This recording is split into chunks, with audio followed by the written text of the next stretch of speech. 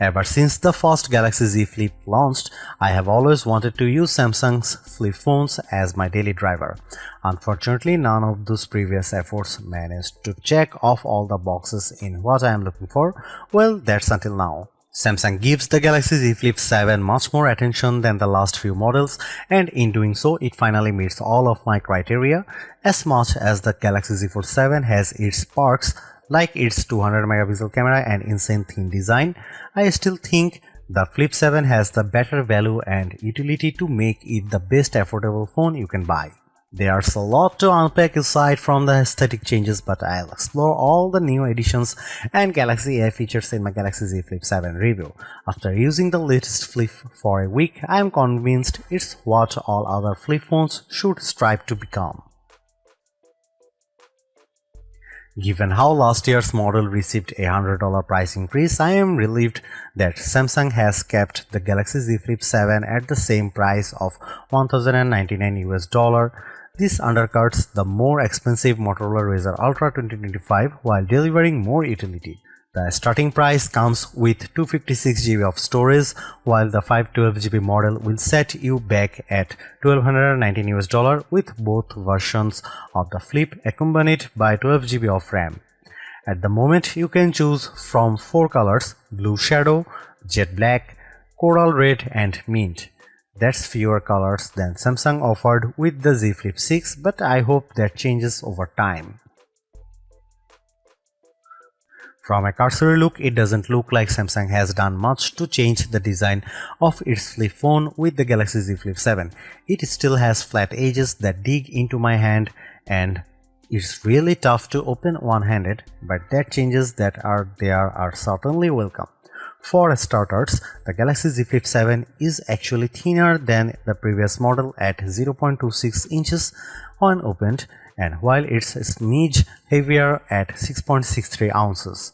That's a warranted given how the Galaxy Z Flip 7 has much larger main display now.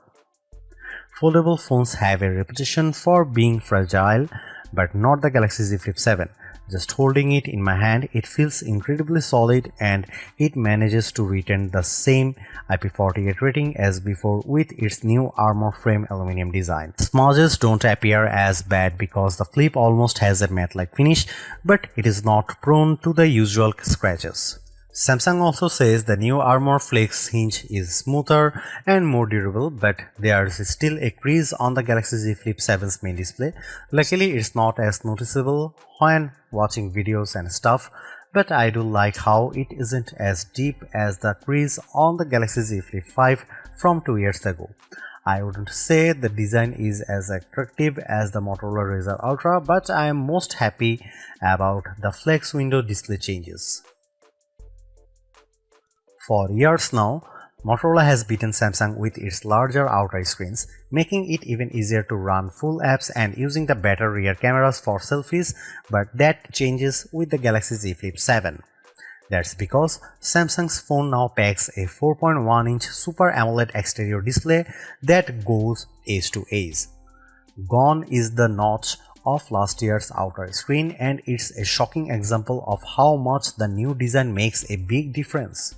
It's honestly an impressive change when I look at how skinny the bezels are over the Galaxy Z Flip 6 and Razr Ultra. Having more room makes everything better, like catching up on my emails, playing games, and especially recording video of myself. I only have 2 complaints. The flex window on the Z Flip 7 still doesn't support full apps natively, and it doesn't have an auto-rotate option. I still need to go through the extra steps of installing the Good Lock app before I am able to run full apps on the Z Flip 7's outer screen. I recommend doing this because I find it extremely helpful. It makes using apps one-handed a lot easier. Even though the Galaxy Z Flip 7 flex window doesn't auto-rotate, the Good Lock app offers options to shrink down apps so that they don't interfere with the cameras. Meanwhile, the inner display on the Galaxy Z Flip 7 grows to 6.9 inches, up from the 6.7-inch size of the Z Flip 6.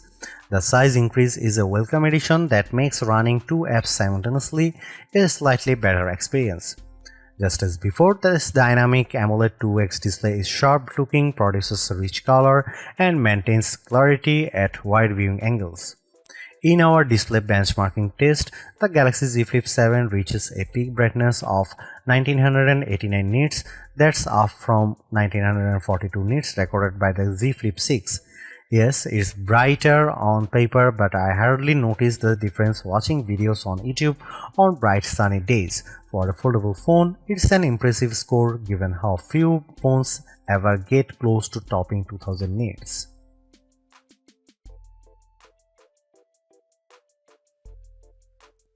Sadly, Samsung doesn't give the Galaxy Z Flip 7 any big upgrades like what it does with Galaxy Z Fold 7.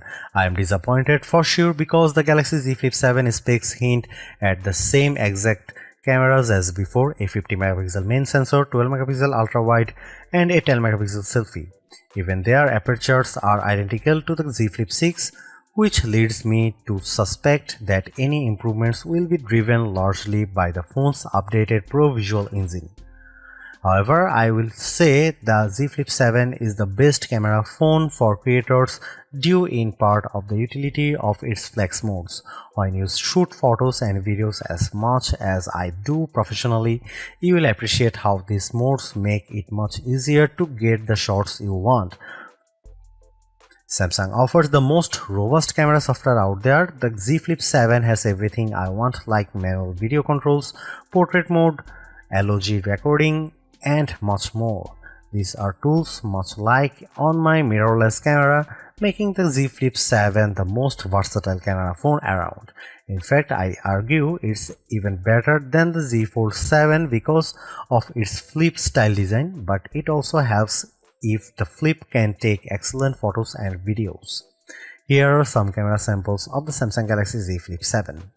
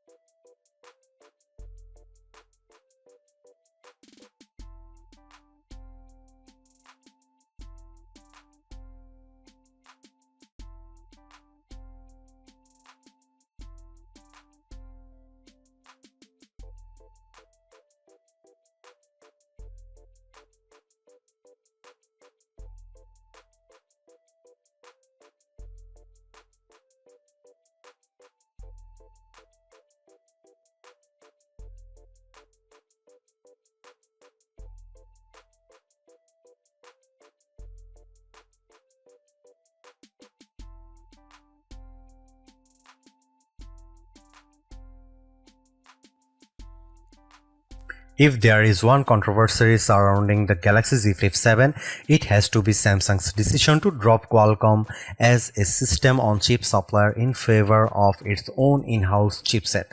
The Galaxy Z Flip 7 is powered by a deca-core Exynos 2500 chipset, which is manufactured using a 3nm process.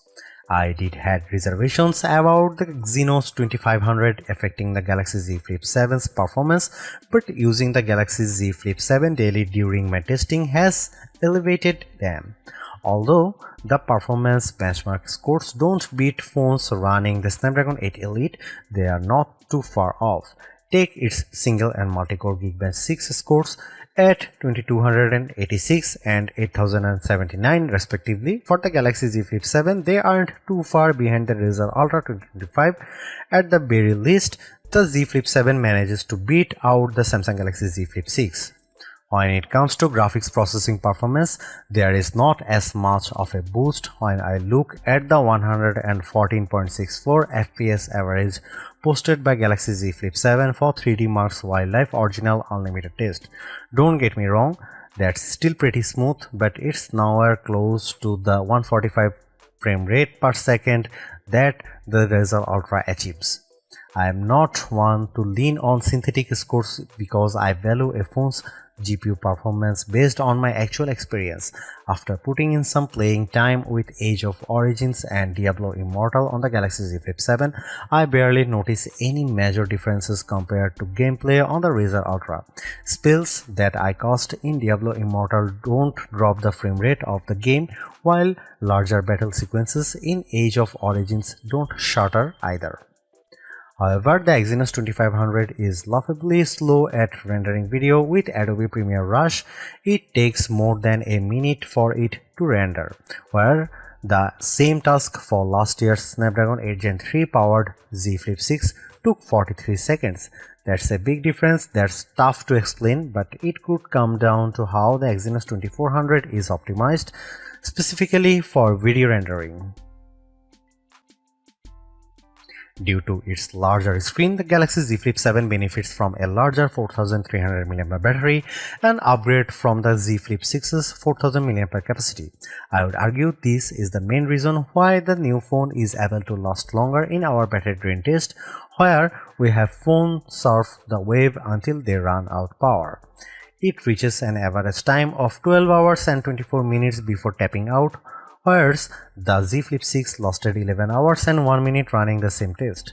That's an improvement for sure, but it trails the even longer 15 hours and 42 minutes that the Razr Ultra 2025 achieves.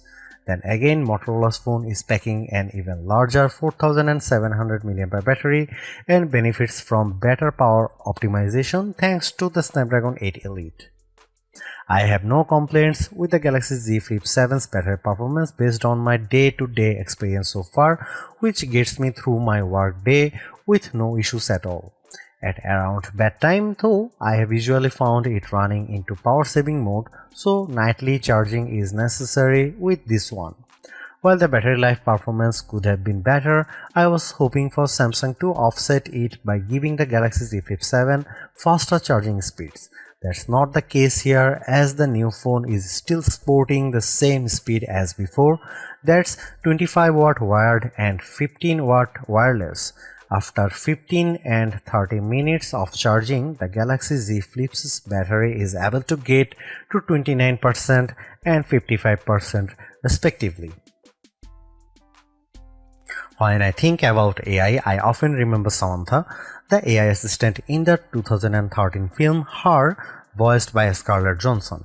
That's the epitome of how I could carry AI with me everywhere, and the Galaxy Z Flip 7 is the closest thing we have to that.